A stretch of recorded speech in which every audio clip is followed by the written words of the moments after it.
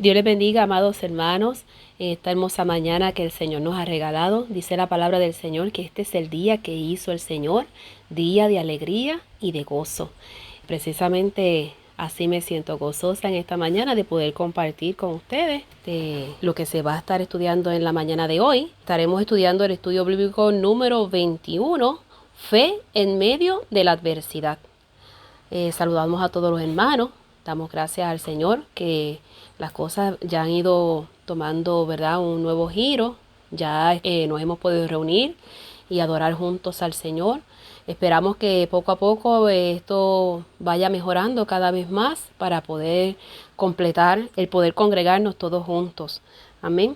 Así que en esta mañana quiero orar antes de continuar para que el Señor sea tomando el control y se glorifique en esta mañana de una manera especial. Amén. Así que acompáñenme. Eterno Dios y Padre Celestial, te damos gracias porque tú eres tan bueno, Señor, tan maravilloso. No hay otro Dios como tú, ni lo habrá. Dios todopoderoso, soberano, Rey de reyes, Señor de señores, hacedor de maravillas, poderoso en batallas, Señor. Gracias por tu misericordia, por tu bondad, por tu paciencia, Señor, para con nosotros. Gracias por tu amor, Señor. Gracias por todas las cosas, Señor, que tú día a día nos brindas, Señor, sin nosotros ser merecedores de ellas, Padre. Gracias, Padre, por esta oportunidad que tenemos de compartir junto a través de este medio la palabra, tu palabra poderosa, que no torna atrás vacía, sino que hace aquello para lo cual fue enviado, Señor. Padre, te pedimos que en esta mañana tú te glorifiques en manera especial y que nos ayudes a entender esta hermosa lección en el día de hoy. En el nombre de Jesús, amén. Bien, pues como le dije, estaremos estudiando el estudio bíblico número 21. Busque su Biblia, su expositor, tenga su lápiz, su libreta para hacer anotaciones, porque esta clase de hoy está maravillosa. Y como dijimos al principio, el título de la lección es Fe en medio de la adversidad. La base bíblica se encuentra en el libro de Habacuc, capítulo 3, versículos 1, 2 y del 16 al 19. Los objetivos en esta mañana estaremos estudiando es, número 1, saber que el profeta llevó su queja al Señor y aprendió a esperar en Él. Número 2, mostrar seguridad en Dios, aun cuando no hay respuesta. Número 3, afirmar la confianza en Dios en medio de la prueba.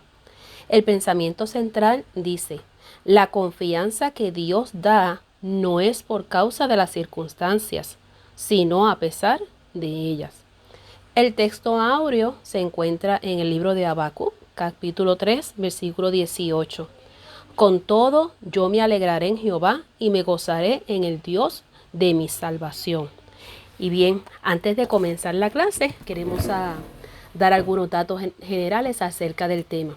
En la enseñanza dice, no son las circunstancias las que determinan la paz del creyente, sino aquel que está por encima de ellas, nuestro Dios. Autor, el profeta Habacuc, contemporáneo con Jeremías. Personajes, Habacuc y los invasores caldeos. Fecha, se cree que el libro de Habacuc fue escrito entre los años 600 al 589 a.C. Lugar, posiblemente Jerusalén o algún pueblo de Judá. Y bien, en esta mañana me gozo en tener este privilegio, esta oportunidad tan maravillosa de presentar al maestro quien estará dando la hermosa enseñanza de hoy, nada más y nada menos, tarararán, que mi amado esposo José Luis Rodríguez Rosado. Así que, José Luis, danos un saludito en esta mañana aquí a los hermanos. Amén. Dios los bendiga, queridos hermanos, en esta preciosa mañana que el Señor nos ha permitido otro día más de vida. Qué bueno que tenemos otro día más. Qué bueno. Agradécele al Señor allí. Dile, Señor, gracias. Gracias porque pude despertar. Gracias porque pude, Dios mío, ver la luz de un nuevo día. Y esta lección es maravillosa. Dios me ha hablado de manera especial y yo sé que a usted también. Porque precisamente hablaba con mi esposa ayer que la palabra siempre está actualizada. Sabemos que las aplicaciones ahora del teléfono las tenemos que actualizar cada ratito. Cada ratito nos llega un aviso por ahí, actualiza la aplicación, que hay una nueva. Pues ¿sabe qué? La palabra de Dios no hay que actualizarla. La palabra de Dios siempre va a ser actual en nuestra vida. Y precisamente eso es lo que vamos a ver hoy. Que esta palabra que vamos a estudiar es como si estuviera el profeta Habacuc hablándonos. Como si él estuviera en estos momentos viviendo con nosotros también. Y es que la palabra es maravillosa. Y hablando de Habacuc, que es lo que vamos a estar estudiando hoy, el libro de Habacuc, capítulo 3, como dijo mi esposa, así que busque por allí la Biblia si todavía no la ha buscado. Es muy poco lo que se sabe acerca de este autor del libro de Habacuc, pero sí sabemos que es llamado, ¿verdad? Por ahí si vemos el capítulo 1, verso 1 y el capítulo 3, verso 1 también, que dice que es el profeta. Y el significado de su nombre, se han dado varias explicaciones. Y uno piensa que viene de una planta de Asiria que se llama Hambagugu, como que suena a hamburger o algo así. Y otros dicen que se deriva de la raíz hebrea que se denota abrazar. O sea, en estos precisos instantes son muchos los que quisieran recibir un Habacuc. Pronto recibiremos muchos Habacuc, yo espero en el Señor. Así que Habacuc significa abrazar.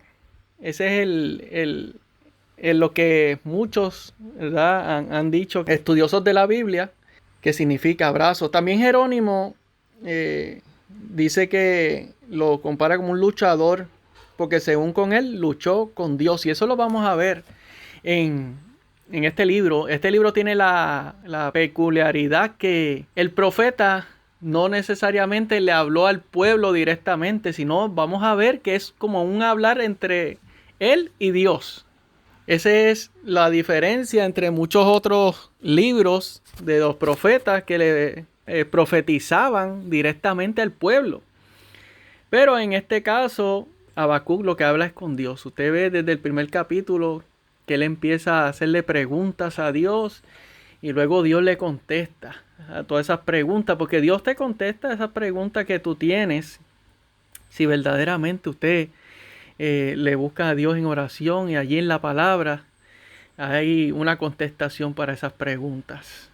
Y si no, cuando estemos allá en el cielo vamos a saberlo, ¿verdad? Porque hay cosas que quizás nunca vamos a saber aquí, pero allá en el cielo la vamos a saber. Y aunque no se sabe nada así específicamente la historia acerca de él, sabemos que por su manera de escribir se puede reconocer que era un hombre dedicado a su tarea. ¿Y cuál era la tarea? Consistía en cargar los pecados y angustia de su pueblo, a luchar con Dios en oración, a hacerle reclamos por medio de la fe. Habacuc nos recuerda a Jacob que luchó allá en Génesis capítulo 32, del 22 al 32, que luchó con Dios, y sabemos nosotros que esas canciones que se cantan de Jacob cuando luchó con el ángel, allá luchó con Dios y Dios lo bendijo. Y quedó marcado, porque cuando nosotros intimamos con el Señor quedamos marcados por su presencia. Y así es que está pasando, ¿verdad? Y profetizó en tiempos de grandes crisis, como lo estamos viviendo hoy. Tiempos de grandes crisis. Poco antes de su ministerio, ¿verdad?, el escenario no era muy bueno. Y Judá iba a ser invadida por los caldeos. Así que vamos hacia la lección, y le pedimos a mi esposa que lea allí Habacuc capítulo 3, verso 1 y verso 2. Y leemos en el nombre del Padre, del Hijo y del Espíritu Santo. Amén. Oración del profeta Habacuc sobre Sigionot.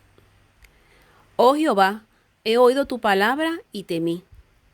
Oh Jehová, aviva tu obra en medio de los tiempos. En medio de los tiempos, hazla conocer. En la ira, acuérdate de la misericordia. Amén, qué bello, qué precioso. Y aquí podemos ver algo bien importante. Y en el verso 1, esa palabra que mi esposa quizás le dio un poco de dificultad mencionarla, Sigionot. Sigionot, cuando se habla de esta palabra, dice que viene la palabra hebrea que significa con un himno. O sea, que esta palabra es como un himno.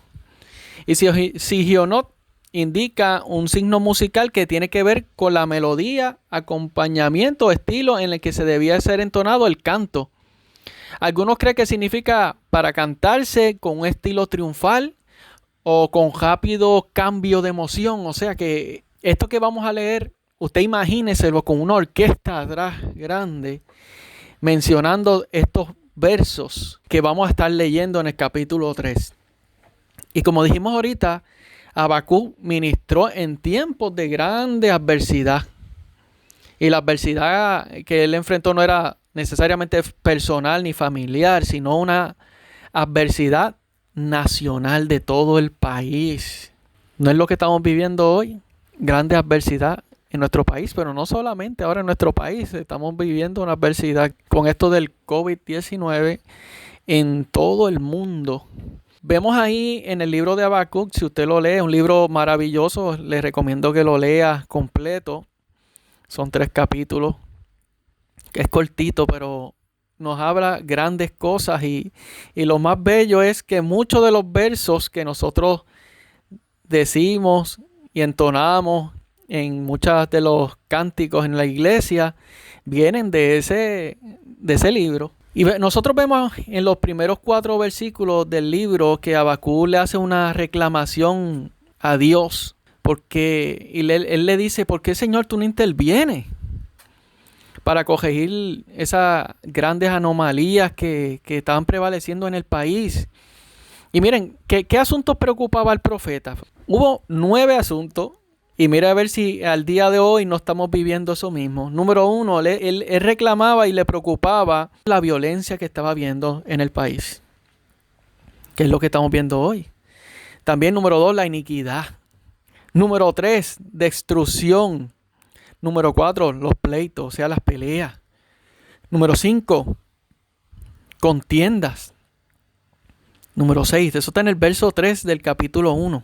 Debilitamiento de la ley. O sea que había una ley, pero la gente no le hacía caso. Número 7, injusticia. Número 8, asedio del justo por el impío. Y 9, lo peor de todo es la distorsión de la ley de Dios. Que es lo que estamos viendo también hoy día. Que las personas ya no están haciendo caso a la palabra de Dios, a la ley de Dios. Y cuando pasa esto a un país, lo que va a venir es una destrucción. El Señor le dice a Habacuc que va a usar a los caldeos como instrumento de juicio. Y describe la fuerza de su ejército y cómo arrasan con todo lo que encuentran a su paso, esos caldeos. Pero esta respuesta del Señor llena de asombro, de perplejidad a Habacuc. Porque él dice, Señor, pero ¿cómo es que tú siendo un Dios tan justo te valgas de o vayas a usar a un pueblo que es peor que nosotros? Que nosotros, aunque nosotros haya apostasía, ese pueblo era mejor, se puede decir así, o más justo que los mismos caldeos. Y tú vas a usar los caldeos como instrumento de justicia a nosotros. Y después dice que el profeta esperaba en el Señor. Y la respuesta del Señor vino y el Señor le dijo que a pesar de la circunstancia, ¿verdad? También los caldeos iban a ser castigados. Pero que algo bien importante que todos tenemos que tener en nuestra vida es que el justo, dice ahí, vivirá por causa de la fe. Y el mensaje de Dios aquí es, y aclara que la maldad humana con sus respectivos castigos seguirá existiendo mientras haya historia humana. Mientras haya humanos en la tierra, la maldad va a seguir. Pero ¿sabes qué, querido hermano? Dice que pero aquellos que le sirvan a Dios se salvarán porque confían y han puesto su fe en Dios. El mundo es como un barco que se hunde y se va hundiendo. Y lo que importa es salvar a los náufragos y no tanto la estructura metálica del barco. Y las naciones van a seguir cayendo y el pecado va a seguir en aumento. La Biblia lo dice que la maldad se va a multiplicar. Pero ¿sabe qué? El Señor espera que nosotros tengamos fe. Por eso que allá en el Nuevo Testamento dice que cuando el Señor regrese hallará fe en la tierra. Dios quiere que nosotros tengamos fe en Él. Como dice el estudio de hoy, fe en medio de la adversidad. Y ahí en el capítulo 3, en el verso 2, hay 4 puntos sumamente importantes, querido hermano. Ahí en el verso 2 hay 4 puntos que tenemos que ver detenidamente para poderlos comprender como es debido. En primer lugar, el profeta declara haber oído la palabra de Jehová y haber temido. Dice, oh Jehová, he oído tu palabra y temí. Y es que la voz de Dios, cuando la voz de Dios se deja escuchar, o su presencia, que porta un mensaje lleno de gravedad, siempre produce temor. Y lo hemos escuchado, Dios ha utilizado profetas de Él para advertir al pueblo y para advertir a las personas qué es lo que va a venir. Que en la Biblia vemos muchos ejemplos, como en el caso de Adán, que tuvo miedo cuando escuchó la voz de Dios, allí en Génesis capítulo 3. Otro ejemplo es Isaías, que pensó que iba a morir. Isaías capítulo 6, verso 5. También Pablo, cuando el Señor se le presentó allí de camino a Damasco, tembló y dice se puso temeroso en Hechos capítulo 9, verso 6. Y por último, vemos a Juan, que cayó como muerto. Apocalipsis capítulo 1, verso 17. Y aquí nosotros la iglesia debemos aprender claramente que la voz de Dios, cuando se dirige directamente a su pueblo, cuando nos habla a nosotros, con un mensaje directo a la iglesia, debe producir un temor reverencial. Cuando Dios habla, no hay espacio para la indiferencia, el jolgorio. Y en nuestros días, nosotros vemos que muchas personas dicen, Dios me habló, Dios me dijo, pero vemos que no demuestran cambio en sus vidas como un resultado a eso que Dios le habló. Y nosotros vemos que en la Biblia no era la manera como los personajes bíblicos reaccionaban a la voz de Dios. Cuando ellos escuchaban la voz de Dios, los obligaba a diferentes cosas. Entre ellas era el quebrantamiento y la humillación. A reflexionar, a autoexaminarse. No a culpar a otro, sino a uno autoexaminarse cuando Dios habla. ¿Qué estoy haciendo? ¿Qué estoy dejando de hacer? ¿Qué Dios me mandó a hacer que no estoy haciendo? Y esas son las cosas que pasaban con los personajes bíblicos. Había un cambio en su vida. En primer lugar era eso, que la palabra de Dios se dejó oír y él tembló. Segundo lugar, la voz de Dios siempre produce un interés muy marcado en su obra. Porque mira, él dice ahí, aviva tu obra. Él dice, algunos rabinos judíos traducían, aviva a tu pueblo Israel. Y predicadores cristianos han dicho, aviva a tu iglesia.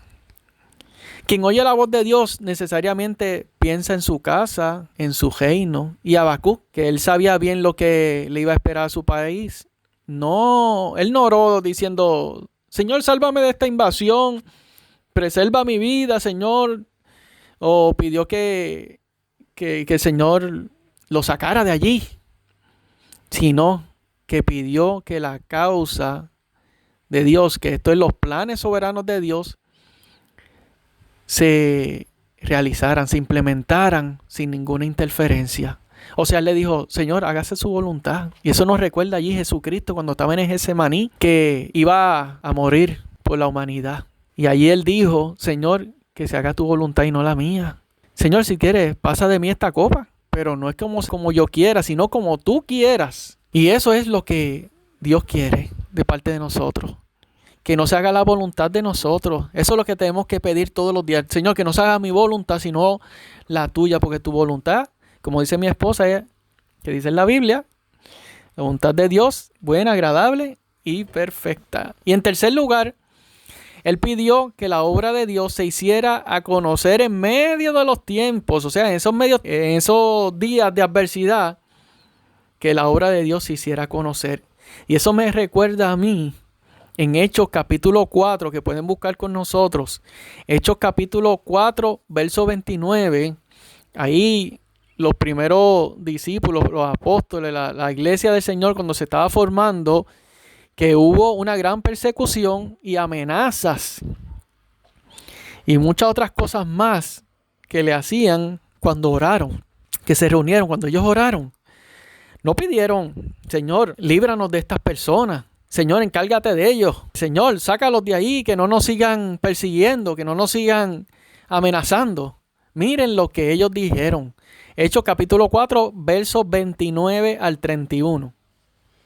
Dice, y ahora, Señor, mira sus amenazas y concede a tus siervos que con todo denuedo hablen tu palabra, mientras extiendes tu mano para que se hagan sanidades y señales y prodigios mediante el nombre de tu santo Hijo Jesús. Cuando hubieron orado, el lugar en que estaban congregados tembló, y todos fueron llenos del Espíritu Santo, y hablaban con denuedo la palabra de Dios. Qué tremendo. Ahí pidieron los discípulos, no que el Señor los sacara, que los librara de esa amenaza, sino que pidieron, dice ahí, y concede a tu siervo que con todo denuedo, o sea, con autoridad, hablen tu palabra, mientras extiendes tu mano para que se hagan sanidad y señal y prodigio mediante el nombre de tu santo Hijo Jesús.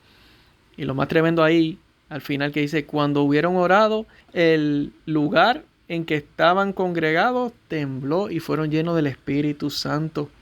Y el Señor le contestó la oración y hablaban con denuedo la palabra de Dios. Eso es lo que el Señor quiere. No que nosotros pidamos que nos quite de la adversidad y nos quite de los problemas, las situaciones, que es bueno porque Dios puede hacerlo, pero ¿sabes qué? A través de las circunstancias difíciles es ahí cuando más conocemos a Dios.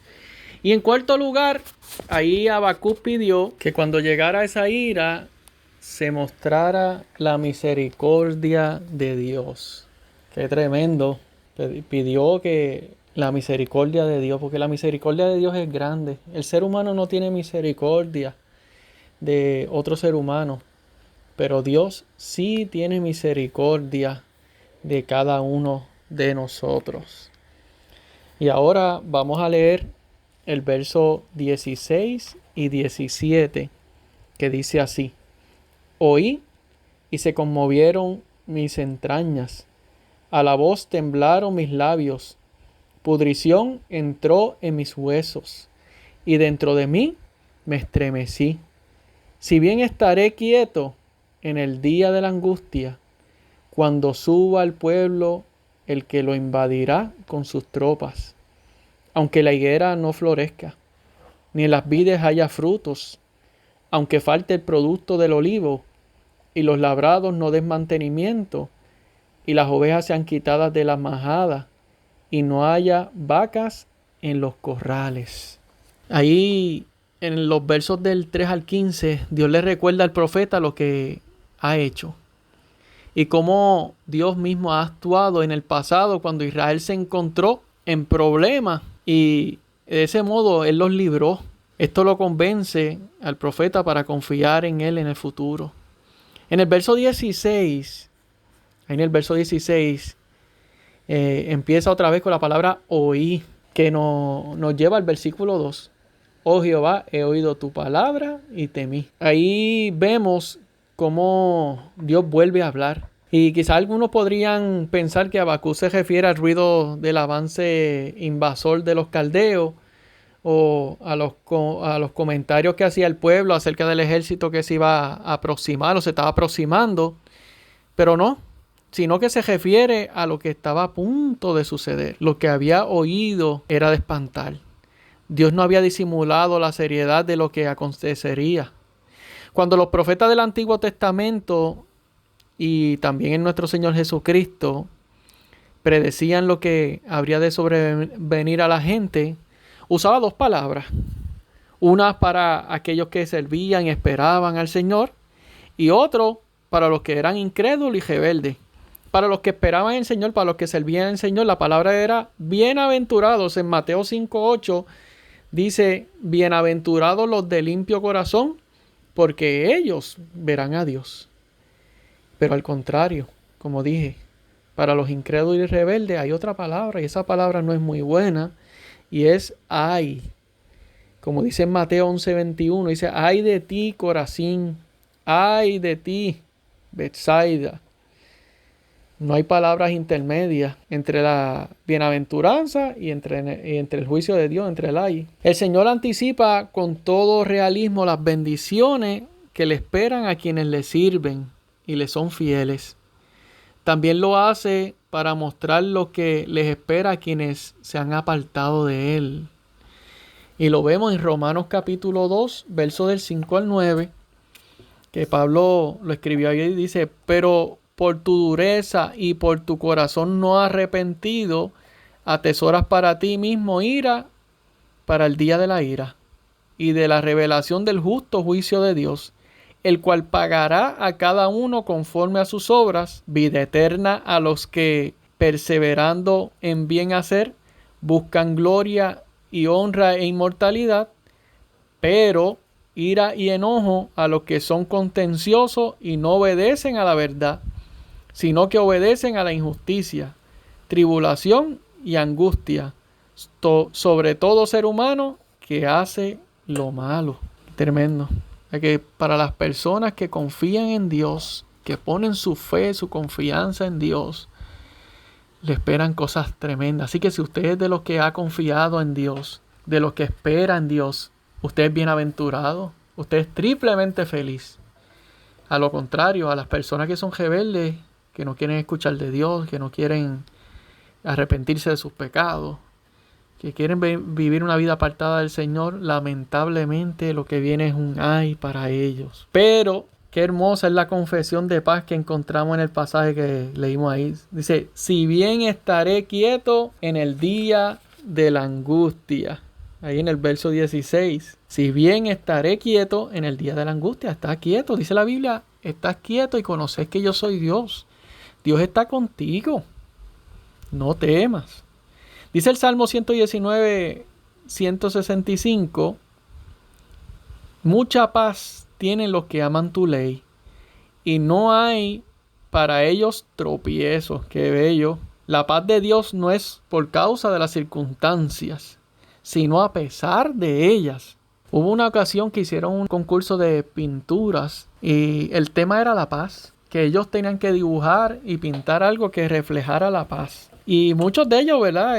Pintaron escenarios y así tipo campestre, despejado, un arroyo cristalino y ovejas en la verde pradera.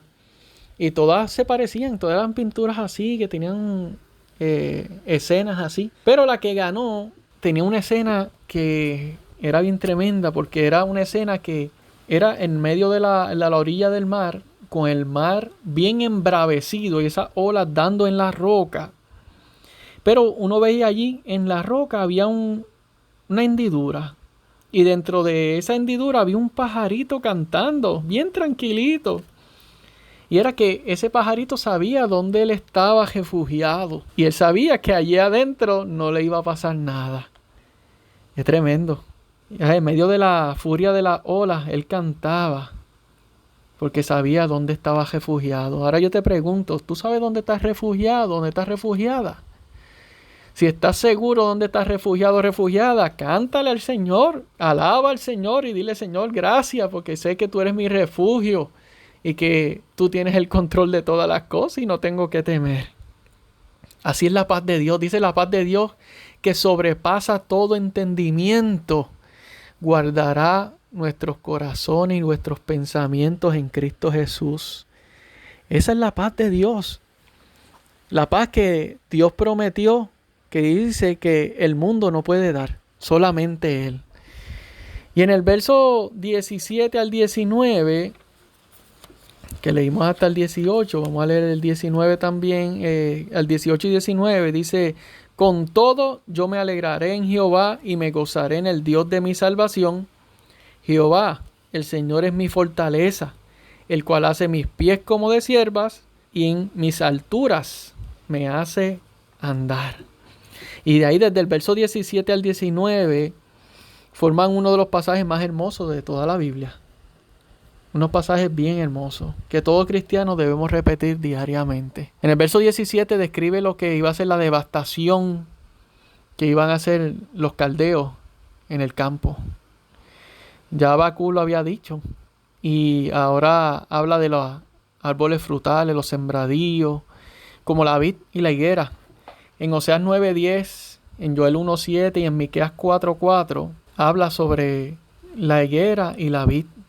Se juntan, que eran importantes para la alimentación del pueblo hebreo, al igual que el olivo y su fruto, que los menciona también en Deuteronomio 6:11, Deuteronomio 8:8 y Miqueas 6:15.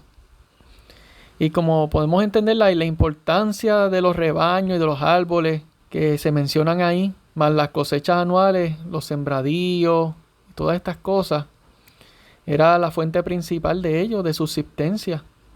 Si no tenían eso, no tenían con qué comer, y si no tenían con qué comer, iban a morir. O sea que Israel iba a tener serios problemas. Israel era un país que dependía principalmente de la agricultura, los huertos y la ganadería.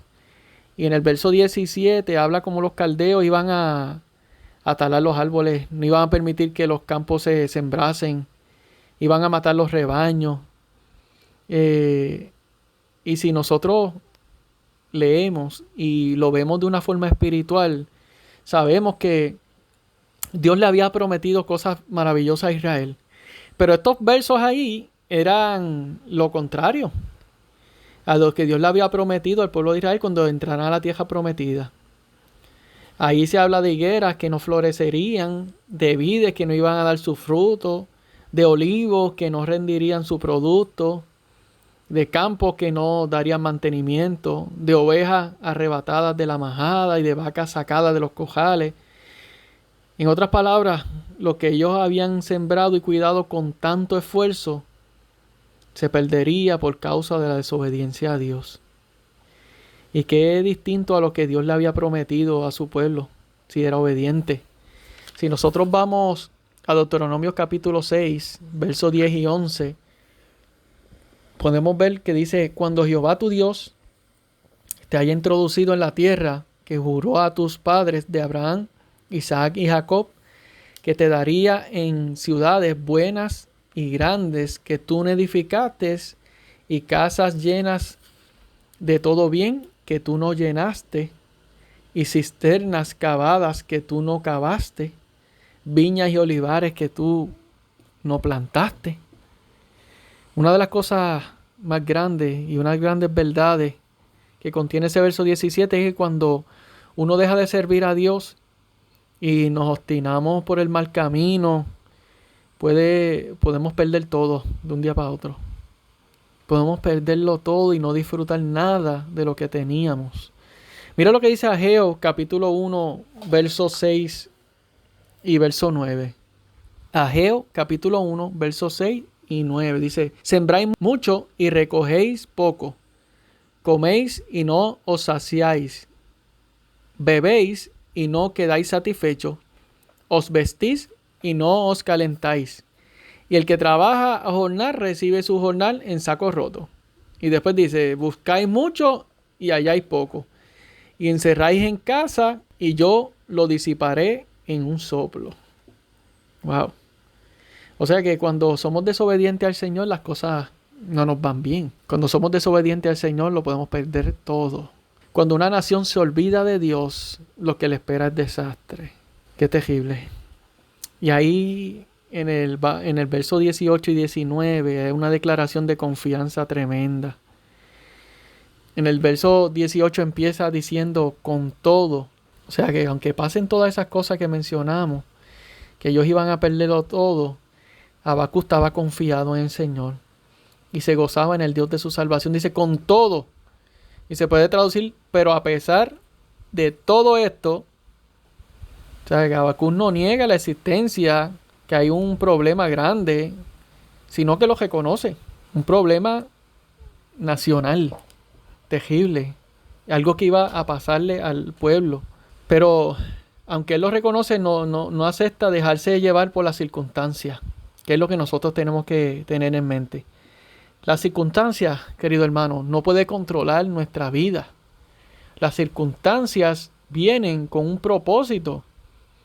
Y esas circunstancias las tenemos que poner en las manos del Señor y confiar en Él. En nuestros días, muchos encaran la adversidad negándola. Creen que yo tengo fe y esa fe, fíjate, se desaparece toda enfermedad, desaparece todo problema.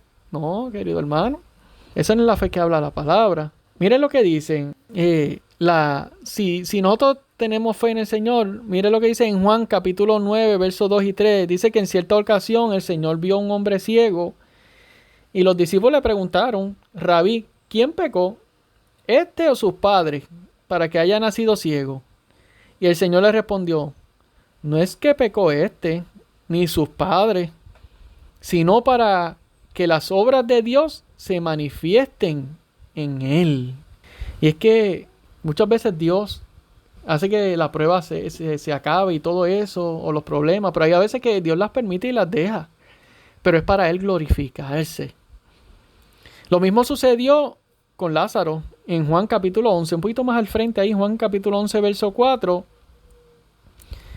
El Señor recibió el mensaje de que Lázaro estaba enfermo y les dijo: esta enfermedad no es para muerte, sino para la gloria de Dios, para que el Hijo de Dios sea glorificado por ella. Lo que produjo la gloria de Dios no fue la enfermedad ni la muerte, sino el milagro que Dios hizo. Pero muchas veces cuando todo marcha bien, querido hermano, cuando todo está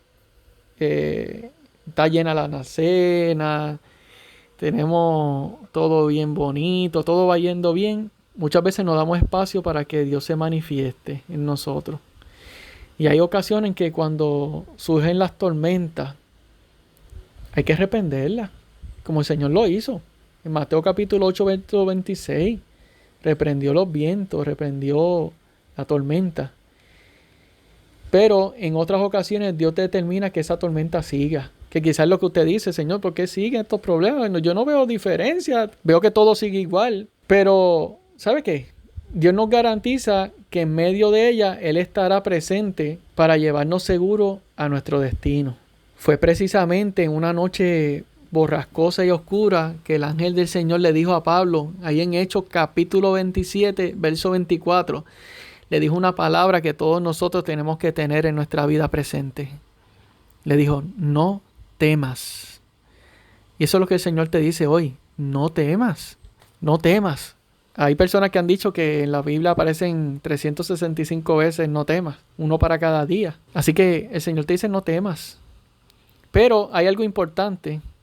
No hay que confundir la confianza en Dios con una actitud equivocada hacia el problema.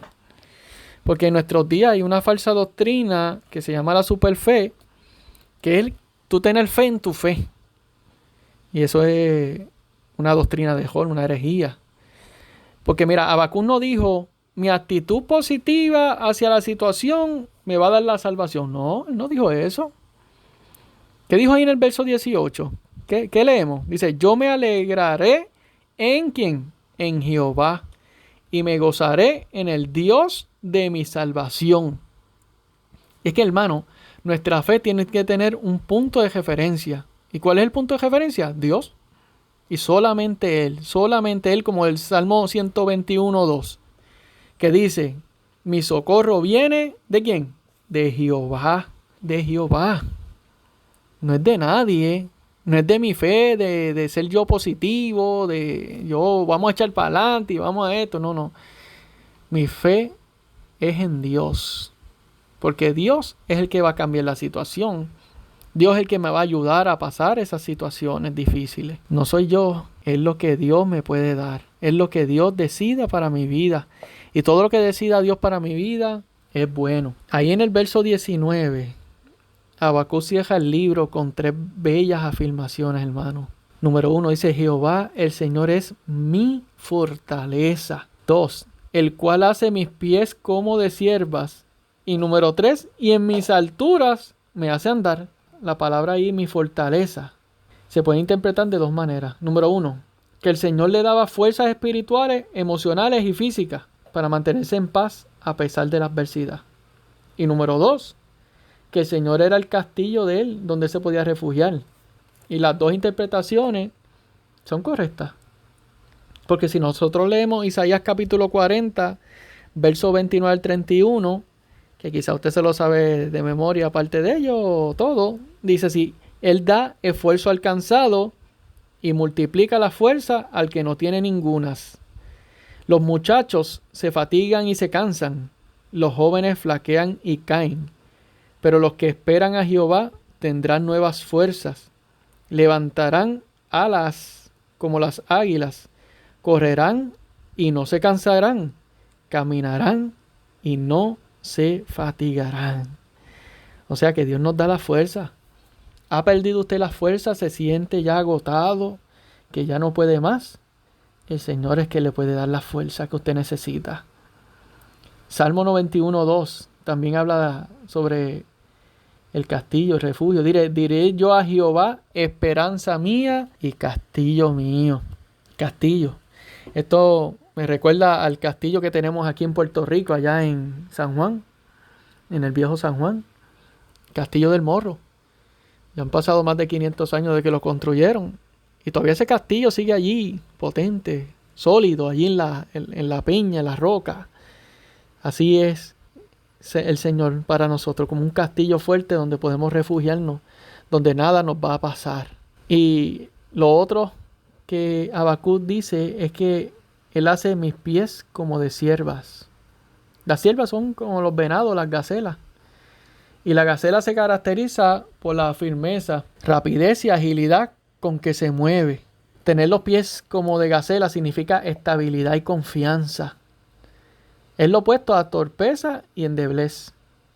Y cuando lo aplicamos a nosotros, los hijos de Dios, podemos decir que el cristiano no debe ser torpe en la vida espiritual, ni vivir la vida cristiana dando tumbos de un lado a otro, andando a gata, o como la ola del mar, de aquí para allá y de acá para allá, así, tan valiente. No, el cristiano no es así, sino que el cristiano tiene que estar firme. Y Pablo, una de las cosas que más exhortó a la iglesia fue estar firmes. Lo dice en 1 Corintios 15:58, en 1 Corintios 16:13, en Gálatas 5:1, en Efesios 6:13, en Filipenses 1:27, en Filipenses 4:1, y si seguimos nombrando por ahí son muchos.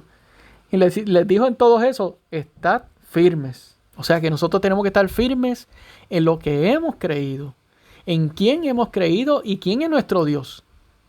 Si usted está seguro quién es su Dios, si usted está seguro en quién usted confía, no tiene que temer a nada. No tiene que estar tambaleando. Yo estoy confiado en Dios. Y sé que Dios es el que hace en cada uno de nosotros el querer como el hacer por su buena voluntad. Y por último, ahí habla y dice, y en mis alturas me hace andar. Bíblicamente, las alturas son sinónimos del sitio donde Dios mora. Por eso es que Dios lo es llamado altísimo, porque está en las alturas. Porque es un lugar de seguridad, de victoria espiritual. Y Pablo declaró a los creyentes, estamos sentados en lugares celestiales. En Efesios capítulo 1, verso 3 y en Efesios capítulo 2, verso 6. Quien anda en las alturas espirituales, ¿sabe qué pasa, hermano? No coge los riesgos que hay en las llanuras. Cuando el Señor se transfiguró, mira este ejemplo, lo hizo allá en la cumbre del monte Hermón. Mientras tanto, al pie del monte, habían 9 de sus apóstoles luchando con un demonio que no podían expulsar de un joven. Mientras el Señor allá estaba con 3 de sus discípulos, que ellos mismos dijeron, Señor, hagamos una enramada aquí, quedémonos aquí, disfrutando de la presencia de Dios. Aquellos estaban allá abajo luchando con las fuerzas demoníacas. Hay que pedirle al Señor que nos ayude a vivir en las alturas. Que no vivamos mirando aquí este mundo, porque este mundo va a pasar. Todo esto, querido hermano, que usted está viendo, todo va a pasar. Pero la palabra de Dios no pasa y Dios no va a pasar. Dios lo que le prometió lo va a cumplir. Lo que Dios quiere es que usted confíe en Él. Dios quiere que usted sepa y viva la palabra. Eso es lo que Dios quiere. Y con estas palabras voy a terminar. Esta clase nos habla acerca del pueblo de Israel, hablando de cómo iba a ser destruido y cómo todas las cosas y todas las confianzas y todas sus esperanzas iban a ser bojadas, porque todo se iba a terminar. Como dice ahí, ¿verdad? La higuera no iba a florecer, en las vides no iba a haber fruto, iba a faltar el producto del olivo. Los labrados no iban a dar mantenimiento y las ovejas iban a ser quitadas de la majada. Y no iba a haber vacas en los corrales. Iba a haber tiempos de angustia, tiempos de sufrimiento. Pero Habacuc dijo, con todo yo me alegraré en Jehová y me gozaré en el Dios de mi salvación.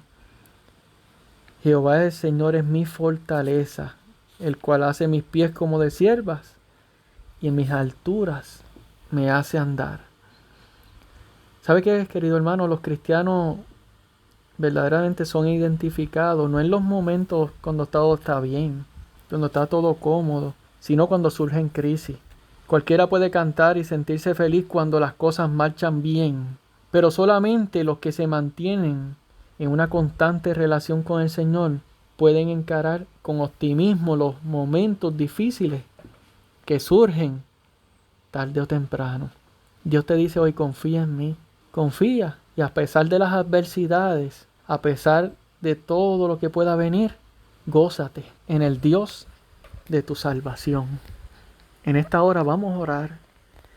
Únete conmigo en esta oración, pidiéndole al Señor que nosotros podamos seguir confiando, que aumente nuestra fe en medio de las adversidades que quizás estamos pasando hoy en día. Oramos, Señor, gracias te damos porque tú estás con nosotros como poderoso gigante. No tenemos que temer a mal alguno, porque tú estarás con nosotros. Tu vara y tu cayado, Señor, nos infundirán aliento. Tú estás con nosotros y nada nos va a faltar. Gracias, Señor, porque nosotros podemos decir, como dijo Habacuc, que con todo nos vamos a alegrar y nos vamos a gozar en ti, porque sabemos que tú eres nuestro refugio y en ti estaremos seguros. Señor, mira a mis hermanos, allá que están escuchando esta lección.